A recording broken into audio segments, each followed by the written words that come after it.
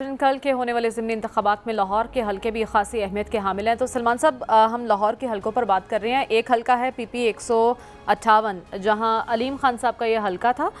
राना एहसन शराफत साहब नून लीग के कैंडिडेट हैं, अलीम खान साहब की हिमायत इन्हें हासिल है। इनके मद्दे मुकाबिल मियाँ अकरम उस्मान है।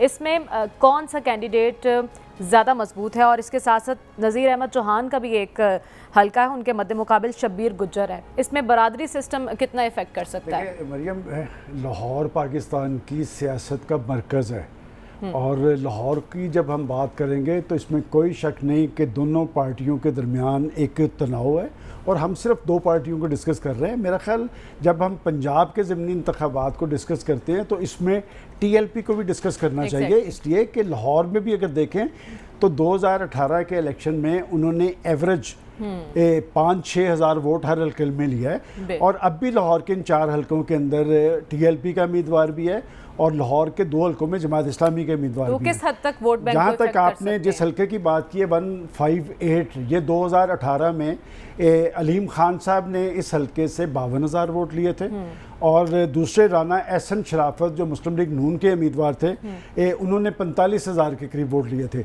अब ये दोनों इकट्ठे हैं वहाँ पे। अलीम खान साहब ने देखें, लाहौर के अंदर जब आप देखते हैं 2018 के नताइज तो एवरेज 40,000 वोट तहरीक इंसाफ के हर उम्मीदवार का था। इसका मतलब कि वहाँ पर अलीम खान साहब का भी 10-12 हज़ार वोट मौजूद है।